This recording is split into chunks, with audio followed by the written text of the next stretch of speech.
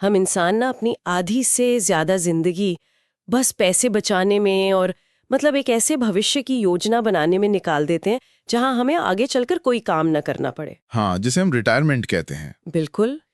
लेकिन मैं अक्सर सोचती हूँ कि क्या हो अगर काम पूरी तरह से छोड़ देना ही हमारे जीवन को धीरे धीरे छोटा कर रहा हो।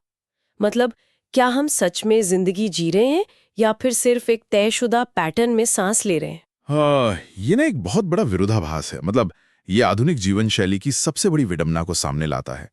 एक तरफ हम बहुत सारा आराम चाहते हैं, है ना? और दूसरी तरफ जब वो आराम मिल जाता है तो एक गहरा सूनापन हमें घेर लेता है। हाँ, सही बात है। और यहीं से हमारे आज के इस गहरे विश्लेषण की शुरुआत होती है। आज हमारे पास चर्चा के लिए एक बहुत ही दिलचस्प स्रोत है। जी। ये review to read YouTube channel की एक बेहतरीन स्क्रिप्ट है जो हेक्टर गार्सिया और फ्रांसिस मिरालेस की दुनिया भर में मशहूर किताब इकिगाई उसके इर्द गिर्द घूमती हैं।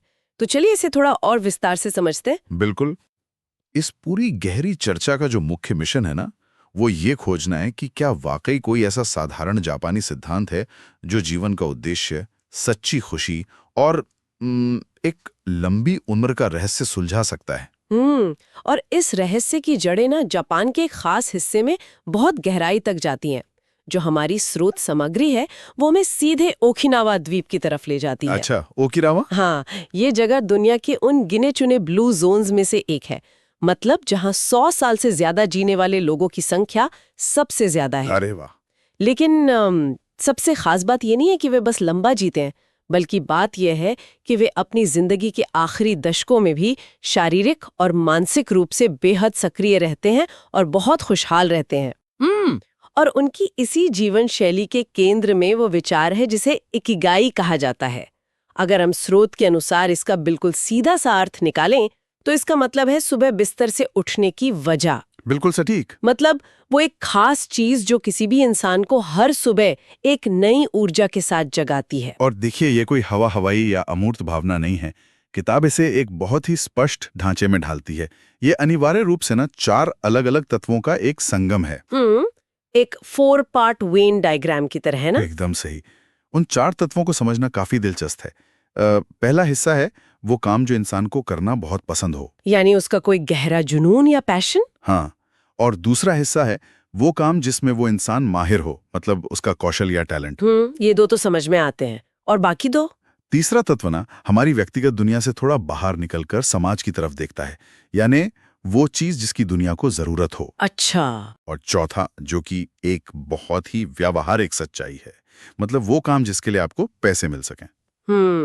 और जहां ये चारों हिस्से आपस में मिलते हैं वो एकदम सटीक केंद्र बिंदु ही इकिगाई कहलाता है। बिल्कुल, वही आपका इकिगाई है। लेकिन मुझे यहाँ थोड़ा रुककर एक सवाल पूछना है। हाँ हाँ बिल्कुल, क्या बात खटक रही है?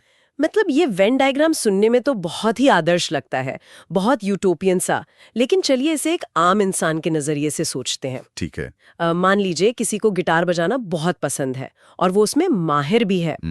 लेकिन क्या दुनिया को उसके गिटार बजाने की इतनी सख्त जरूरत है?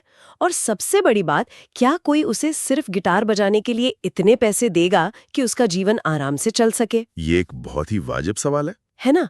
क्या आज की इस इतनी जटिल कॉर्पोरेट दुनिया में इन चारों चीजों का एक ही जगह, मतलब एक ही काम में मिलना एक यूटोपियन आइडिया नहीं है?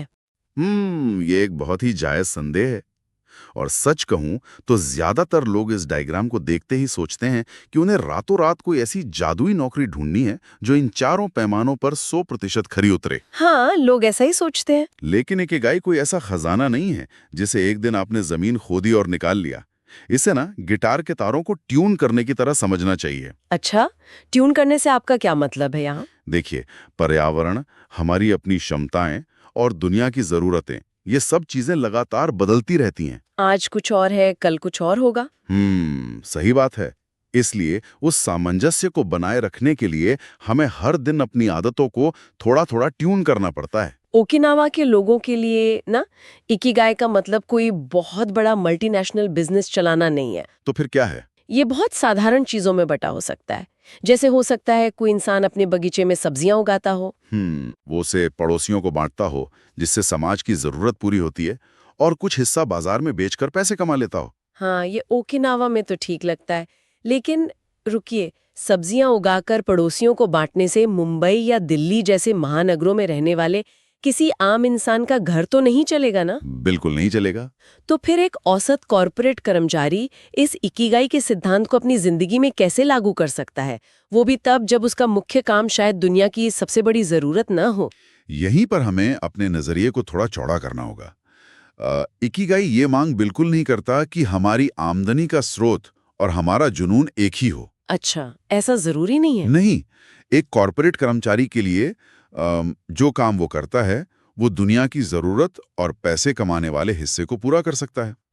अपनी नौकरी से? हाँ, लेकिन उसका जो जुनून है और जो उसकी महारत है वो उसके वीकेंड के किसी शौक या किसी सामाजिक कार्य में झलक सकती है। ओ, मैं समझ रही हूँ। चित्र में इन चारों को जगह देना है। वाओ, ये नजरिया वाकई से काफी व्यावहारिक बना देता है। मतलब हमें किसी एक आदर्श नौकरी के पीछे भागने के बजाय अपनी पूरी जीवन शैली में ही एक संतुलन बनाना है। एकदम सही। और ठीक यही बात हमारी स्रोत सामग्री में आगे बताई गई है। ओकिनावा के लोग इस संतुलन को किसी एक बहुत बड़े फैसले से नहीं हासिल करते। तो वो कैसे करते हैं? वो इसे अपने रोजमर्रा के छोटे छोटे नियमों से हासिल करते हैं। उनके दैनिक जीवन के कुछ बहुत ही विशिष्ट टेकअवे हैं जो इस इकिगाई को हमेशा जिंदा रखते हैं। यहाँ एक बात जो बहुत दिलचस्प है ना, जब रिव्यू टू रीड के स्क्रिप्ट में उन आदतों का जिक्र आता है तो वो सुनने में बहुत ही बुनियादी लगती हैं, बहुत बेसिक। हाँ, बहुत सरल लगती हैं। लेकिन अगर हम आज की आधुनिक जीवन शैली को देखें तो ये बुनियादी नियम ही सबसे बड़ी चुनौती बन गए हैं आजकल। बिल्कुल। और उन नियमों में से जो पहला और सबसे महत्वपूर्ण नियम है वो ये है कि हमेशा सक्रिय रहें और पूरी तरह से कभी रिटायर ना हो। ओकिनावा की संस्कृति में रिटायरमेंट की वो पश्चिमी अवधारणा है ही नहीं। मतलब वो कॉन्सेप्ट ही नहीं है जहां इंसान काम करना पूरी तरह से बंद कर देता है। ये सच में एक बहुत बड़ा शिफ्ट है हमारी सोच से। क्योंकि हम उस दुनिया में रहते हैं जहां हर कोई बस जल्द से जल्द काम से पीछा छुड़ाना चाहता है। हाँ, फायर मूवमेंट और ये सब। बिल्कुल। लेकिन पूरी तरह से काम छोड़ देने का मतलब है अपनी उस सुबह उठने की वजह को ही खत्म कर देना, है ना? एकदम सही। और मनोवैज्ञानिक रूप से देखें तो जब इंसान के पास कोई उद्देश्य नहीं होता ना, तो उसका दिमाग और शरीर दोनों बहुत तेजी से बूढ़े होने लगते हैं। अच्छा। ओकिनावा के बुजुर्ग अपनी उम्र के आखिरी दिन तक सक्रिय रहते हैं। हाँ, काम की गति थोड़ी धीमी हो सकती है। शारीरिक रूप से। हाँ, वो भारी शारीरिक श्रम से हटकर अपने समुदाय को सलाह देने का काम कर सकते हैं या हल्की बागवानी कर सकते हैं, लेकिन वे खुद को पूरी तरह से निष्क्रिय कभी नहीं होने देते। और उनका समाज में ये जो योगदान है वो एक और बड़े नियम से जुड़ता है, सामाजिक संबंधों को मजबूत बनाना। जी। स्रोत में इसे मोई कहा गया है। ये सिर्फ दोस्तों का एक कैजुअल ग्रुप नहीं है, बल्कि एक ऐसा समूह है जो जीवन भर एक दूसरे का साथ निभाता है। बिल्कुल। और इस मोई के पीछे का तंत्र ना बहुत ही गहरा है। ये सिर्फ वीकेंड पर साथ मिलकर चाय पीने या पार्टी करने के बारे में नहीं है। तो इसमें और क्या शामिल है? इसमें आर्थिक और भावनात्मक सुरक्षा का एक बहुत मजबूत ताना बाना होता है। जब समूह का कोई भी सदस्य आर्थिक संकट में होता है या मान लीजिए बीमार पड़ता है, तो बाकी लोग तुरंत संसाधन जुटाकर उसकी मदद करते हैं। वो एक दूसरे का असली सहारा होते हैं। अगर हम इसे आधुनिक संदर्भ में देखें तो आज इंसान के पास सोशल मीडिया पर हजारों वर्चुअल दोस्त हो सकते हैं। हाँ, फेसबुक और इंस्टाग्राम पर। बिल्कुल। लेकिन अगर आधी रात को कोई बड़ा संकट आ जाए तो शायद मदद के लिए बुलाने वाला एक भी असली इंसान ना हो। ये बहुत कड़वा सच है आज का, है ना? ऐसे में ये जो मोई सिस्टम है ये सिर्फ खुश रहने के लिए नहीं, बल्कि अकेलेपन के जो जैविक तनाव है उनको कम करने के लिए भी काम करता है। मतलब अकेलेपन से जो कॉर्टिसोल हार्मोन बढ़ता है वो शरीर के लिए किसी गंभीर बीमारी से कम नहीं है। एकदम सही कहा आपने। और शरीर को बीमारियों से दूर रखने के लिए उनका एक और बहुत ही अचूक नियम है, और ये सीधे उनके भोजन से जुड़ा है। वो 80% वाला नियम? हाँ, स्क्रिप्ट में इसे खाने का 80% नियम या हारा हाचिबू कहा गया है। हारा हाचिबू। इसका सीधा सा अर्थ है माइंडफुल ईटिंग। मतलब अपने पेट को पूरा ठूस ठूस कर भरने के बजाय सिर्फ 80% तक ही खाना। आज के बुफे कल्चर और जो ये ओवर कंजम्पशन का दौर है ना, इसमें ये सुनना जितना आसान है, इसे अपनाना सच में उतना ही मुश्किल है। बहुत मुश्किल है।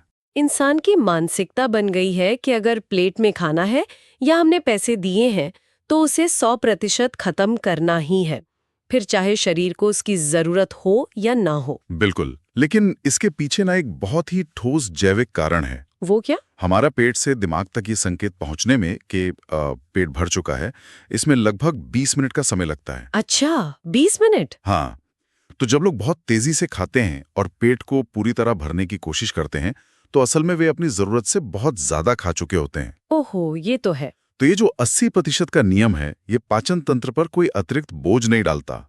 कम कैलोरी जाने से शरीर की कोशिकाओं पर तनाव कम होता है, जिससे बुढ़ापे की जो प्रक्रिया है वो धीमी हो जाती है। वाओ, ये गजब का संतुलन है। इसके अलावा स्रोत में कुछ और छोटी लेकिन अहम आदतों का भी जिक्र है, हाँ, जैसे छोटी छोटी चीजों में खुशियां ढूंढना और प्राकृतिक वातावरण से जुड़े रहना और लगातार कुछ नया सीखते रहना। बिल्कुल। और अगर इन सभी दैनिक नियमों को ना, चाहे वो पूरी तरह रिटायर ना होना हो, मोई बनाना हो, संयम से खाना हो या सीखते रहना हो, इन सबको अगर एक साथ रखकर देखा जाए तो एक बहुत ही स्पष्ट पैटर्न उभरता है। वो पैटर्न क्या है? वो ये है कि इकिगाई दुनिया को बचाने या रातों रात कोई बहुत बड़ी उपलब्धि हासिल करने के बारे में बिल्कुल नहीं है। अच्छा। इसका जो मुख्य सार है वो दैनिक रूप से सार्थक जीवन जीने में है। दिन का हर छोटा पल, हर छोटी गतिविधि कैसे एक बड़ी शांति का हिस्सा बन जाती है, यही असल कला है। ये एक बहुत ही खूबसूरत और सुकून देने वाला विचार है। शायद इसी सादगी की वजह से ये किताब दुनिया भर में इतनी मशहूर हुई। हाँ, सादगी लोगों को बहुत आकर्षित करती है। लेकिन देखिए, हमें सिर्फ एक ही पहलू को देखकर नहीं रुकना है।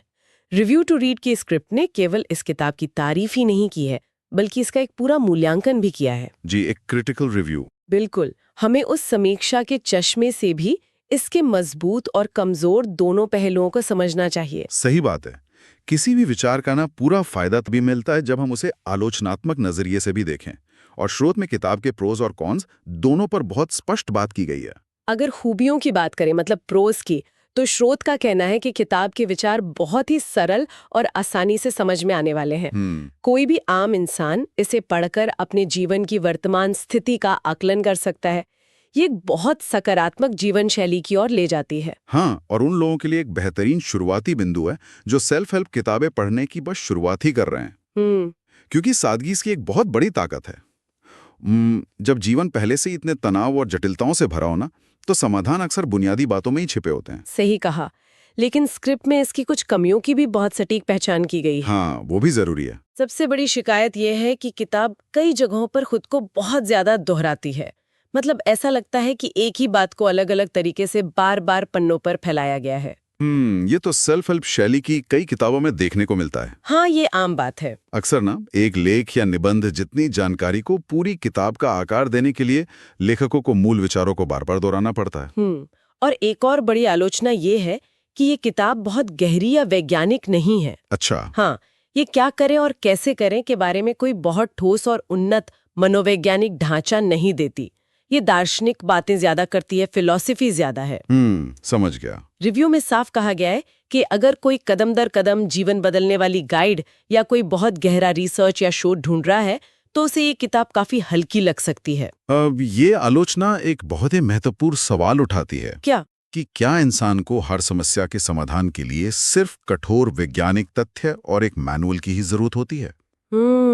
ये सोचने वाली बात है। कई बार, खासकर जब कोई जीवन में बहुत खोया हुआ या उलझा हुआ महसूस कर रहा हो, तो उसे मनोविज्ञान के भारी भरकम शोध पत्रों की जरूरत नहीं होती। सही बात है। बल्कि उसे एक सरल दार्शनिक विचार की जरूरत होती है। विज्ञान ये बता सकता है कि शरीर कैसे काम करता है, लेकिन दर्शन ये याद दिलाता है कि उस शरीर को सुबह बिस्तर से क्यों उठना चाहिए। बहुत खूब। तो इस सब का कुल मिला के मतलब क्या है? इस रिव्यू चैनल ने अपना जो अंतिम फैसला या फाइनल वर्डिक्ट दिया है, वो इसी बात पे मुहर लगाता है। उन्होंने क्या रेटिंग दी है इसे? उन्होंने इसे 5 में से 3.8 स्टार की रेटिंग दी है। उनका निष्कर्ष है कि इकिगाई जीवन को रातों रात बदलने वाला कोई जादुई मैनुअल नहीं है। बल्कि ये एक बहुत ही सौम्य याद दिलाने वाला विचार है। मतलब एक जेंटल रिमाइंडर है। एक ऐसा रिमाइंडर जो हमें बताता है कि खुशी कोई ऐसी मंजिल नहीं है जहां हमें भविष्य में किसी दिन पहुंचना है। बिल्कुल नहीं। बल्कि ये तो आज की यात्रा करने और हर दिन को जीने का एक तरीका है। बिल्कुल। और अब जब हम इस गहरी चर्चा को समेट रहे हैं, तो स्रोत सामग्री का पूरा सार यही निकलता है कि इकिगाई का मतलब सिर्फ एक अच्छी और मोटी सैलरी वाली नौकरी खोजना नहीं है। जी। यह आपकी जुनून, समाज की जरूरत, आपकी महारत और कमाई के बीच एक बहुत ही नाजुक संतुलन है। और एक बात और, इस संतुलन को किसी पहाड़ की चोटी पर बैठकर नहीं पाया जा सकता। इसे हर रोज की छोटी छोटी आदतों से पाया जा सकता है। जैसे वही 80% तक भोजन करना, एक मोई या सच्चा सामाजिक दायरा बनाना और किसी भी काम से खुद को पूरी तरह निष्क्रिय न होने देना। संक्षेप में कहें तो ये एक सार्थक जीवन जीने की व्यवहारिक कला है। हाँ, जिसे कोई भी इंसान अपनी मौजूदा परिस्थितियों से आज ही शुरू कर सकता है। और अब इस गहरे विश्लेषण को खत्म करने से पहले एक ऐसे विचार पर बात करना जरूरी है जिसने सच में सोचने पर मजबूर कर दिया। कौन सा विचार? किताब के उस नियम को याद करें जिसमें कहा गया है कि पूरी तरह से कभी रिटायर ना हो। वो नियम जो हमारी आज की आधुनिक सोच की पूरी नींव को ही चुनौती देता है। बिल्कुल, हम सभी रिटायरमेंट को जीवन के अंतिम लक्ष्य की तरह देखते हैं। है ना? हाँ, सब इसी के लिए भाग रहे हैं। लेकिन अगर किसी इंसान का अंतिम लक्ष्य सिर्फ अपने काम से छुटकारा पाना है, तो उसका सीधा सा मतलब है कि वो आज जो भी कर रहा है वो उसे कोई सच्ची खुशी नहीं दे रहा। ये बहुत गहरी बात है। तो क्या हमें रिटायरमेंट शब्द की परिभाषा को ही नहीं बदल देना चाहिए? क्या जीवन का उद्देश्य काम से बचने का रास्ता ढूंढना होना चाहिए, या फिर कोई ऐसा काम, कोई ऐसा जुनून ढूंढना चाहिए जिससे कभी छुटकारा पाने का मन ही ना करे? इकिगाई कोई ऐसी टूटी हुई हड्डी नहीं है जिसे एक्सरे पर एक बार में देखकर बस ठीक कर दिया जाए। सही कहा। शायद ये एक ऐसी मांसपेशी है जिसे हमें हर दिन अपनी आदतों के जरिए मजबूत करना होता है, ताकि वो मांसपेशी कभी रिटायर ना हो। बिल्कुल। इसी विचार के साथ हम आज का ये गहरा विश्लेषण यहीं समाप्त करते हैं। सोचने के लिए सच में बहुत कुछ है।